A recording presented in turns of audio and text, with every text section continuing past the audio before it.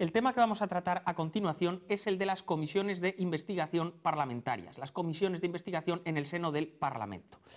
Bien, el origen histórico de este órgano nos cuenta el profesor Torres Muro, que se remonta a los principios del siglo XX, en concreto, al menos en su moderna configuración, a la Alemania de 1918, donde tras la Primera Guerra Mundial y con la nueva organización de las bases, vamos a decir, de ese Estado constitucional, fueron muchos los intelectuales, los autores que reclamaron la posibilidad de que el Parlamento pudiera ejercer también ciertas funciones de investigación en el plano de la política.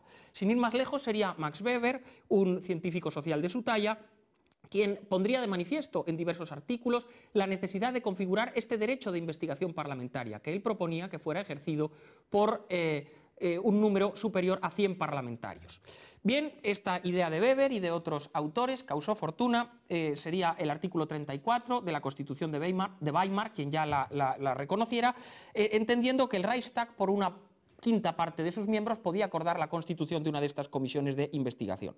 Este mismo invento alemán, podríamos decir, también se reflejó en el artículo 44, párrafo primero de la Ley Fundamental de Bonn, que acordaba que el Bundestag podría acordar la constitución de estas comisiones de investigación por una cuarta parte de sus miembros. Este feliz invento alemán proyectó sus efectos fuera de las fronteras alemanas y, por ejemplo, el artículo 181, párrafo cuarto de la Constitución portuguesa señaló que una quinta parte de los miembros de la Cámara también podía configurar esta comisión de investigación en el seno del Parlamento, y de ahí la Constitución griega, en su artículo 68, párrafo segundo, quizá fue la siguiente, en acordar la propuesta por una quinta parte de los miembros del Parlamento para la configuración de la comisión, aprobada por 2/5 de su mayoría plenaria. Finalmente, el artículo 76 de la Constitución española reconocerá la utilidad manifiesta en derecho comparado de estos instrumentos de investigación y de acción política y configurará la comisión de investigación como parte de nuestro ordenamiento jurídico constitucional. ¿Cuál es la naturaleza jurídica de las comisiones de investigación?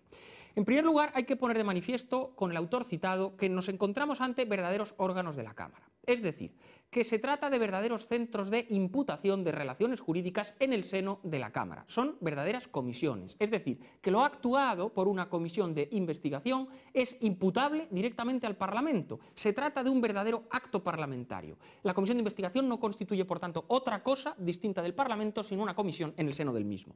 Por otra parte, la mayoría de la doctrina considera que nos encontramos ante órganos de funcionamiento del Parlamento y se particularizan fundamentalmente por la existencia de un objeto concreto, que es la investigación que piensan acometer, y por su carácter normalmente, ¿verdad?, no permanente. Es decir, son comisiones que el Parlamento crea, que desarrollan su trabajo y que posteriormente son disueltas por el mismo Parlamento o por la norma que prevé su disolución, el reglamento de la Cámara.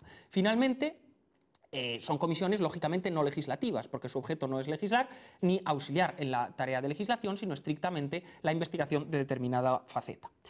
La composición de las comisiones de investigación tampoco ha sido pacífica a lo largo de la historia constitucional comparada en la que existen. Sí es una constante que representan proporcionalmente a los distintos grupos parlamentarios, es decir, que en el seno de la comisión se tiene el mismo peso que se tiene en el pleno de la Cámara, así como que la designación de los miembros que forman parte de esta comisión de investigación sean también, lógicamente, miembros del Parlamento con carácter previo. Las características orgánicas de este órgano parlamentario, de las comisiones de investigación, deben atender en lugar principal a que sus funciones son netamente políticas. Es decir, una comisión de investigación no es un tribunal de justicia. Los principios que informan su actuación, los criterios que rigen su actividad y las finalidades que se persiguen son netamente diferentes en el caso de las comisiones de investigación a el caso de los tribunales de justicia. Existe una encomienda de la Cámara, es decir, de un órgano político, de un órgano constitucional del Estado, para averiguar la verdad sobre determinado tema.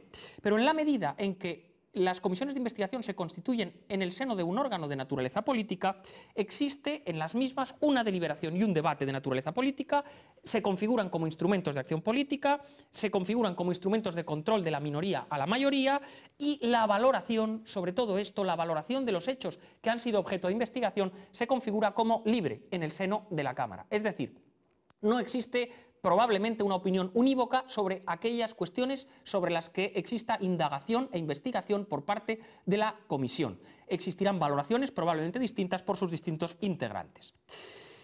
La creación de las comisiones de investigación, lógicamente, es potestativa de las cámaras. En ningún caso se configuran como obligatorias. La potestad de creación normalmente se atribuye al órgano plenario de la Cámara, al Pleno, y generalmente, al no existir normas especiales, bueno, pues lo general en los estados constitucionales es permitir su creación por mayoría simple de este órgano. En el caso español, de la Cámara Baja, del Congreso de los Diputados, pueden crear una comisión de investigación.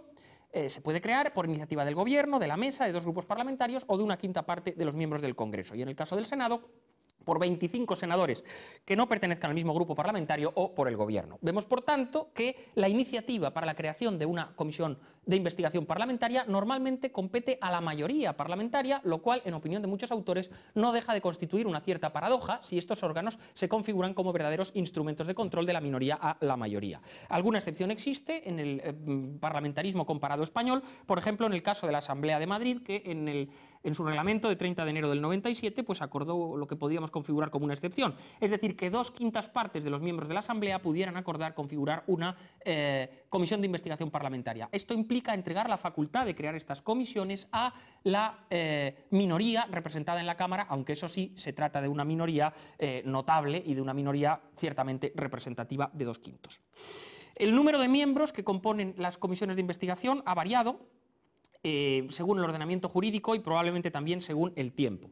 Por ejemplo, en Alemania decide el Pleno el número de miembros que integran la comisión. En Francia existe un número de miembros de máximo 30 en el caso de la Asamblea Nacional y 21 en el caso del Senado. El profesor Torres Muro, como experto en la materia, viene a recomendar un número que no sobrepase de 15 personas, atendiendo a la praxis comparada de este tipo de órganos parlamentarios, para buscar su operatividad. En el sistema español, bueno, existe un régimen que podríamos calificar de mixto o transaccional. Todos los grupos parlamentarios tienen al menos un representante o más, y lo relevante, lo característico y lo original del sistema español de las comisiones parlamentarias es que existe en ellas un voto ponderado. Es decir, que el peso de cada uno de los integrantes se corresponde con el peso que tiene el grupo al que pertenece en el seno del Pleno de la Cámara. Otros aspectos relativos a la configuración del órgano son las normas relativas a su presidencia, sobre las cuales en el sistema español no existe ninguna norma especial, por lo tanto la presidencia se puede en principio otorgar conforme a las reglas generales. Existe lógicamente la posibilidad de llamar para que acudan, que comparezcan ante la comisión de investigación a los miembros del Gobierno en los términos del artículo 110 de la Constitución española y bueno, lógicamente estos deben comparecer ante estas comisiones a requerimiento de las mismas. También existe la facultad de las comisiones de investigación parlamentaria de requerir documentación, comparecencias, etcétera, a las administraciones públicas o a cualesquiera otras personas.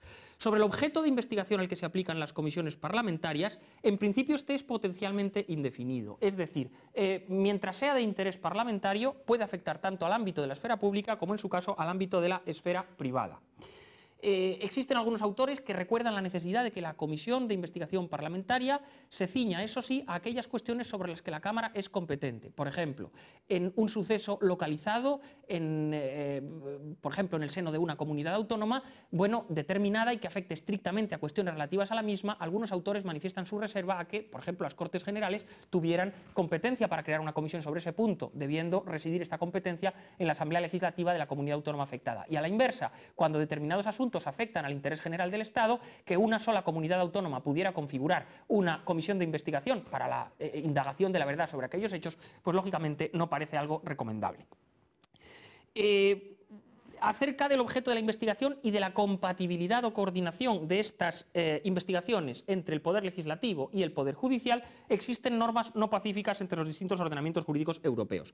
Por ejemplo, en España y Alemania no existe una vinculación en absoluto y pueden existir investigaciones paralelas que tienen, aunque tengan un objeto parecido, tienen finalidades completamente distintas, la investigación judicial de la investigación parlamentaria. Existen otros estados, como por ejemplo Portugal y Francia, donde mientras exista una investigación judicial abierta sobre determinado hecho, existen importantes trabas legales que impiden, incluso prohíben la apertura, la constitución de una comisión de investigación parlamentaria. Los medios de trabajo, como decimos, son las comparecencias, documentos, información recabada a las administraciones públicas, etc. ¿Cuál es el resultado de los trabajos de la comisión parlamentaria? Pues se trata de la composición y aprobación de un dictamen. Dictamen respecto del cual no existen conclusiones que tengan nada que ver, en principio, con la relevancia más que política de los hechos que allí se están tratando, sin perjuicio de lo cual, si se estima conveniente, por sus señorías, se puede remitir este dictamen y los hechos que a la luz del mismo se hayan alumbrado y que haya indagado el Parlamento al Ministerio Fiscal a los efectos de promover la acción de la justicia si así procediere ante los tribunales.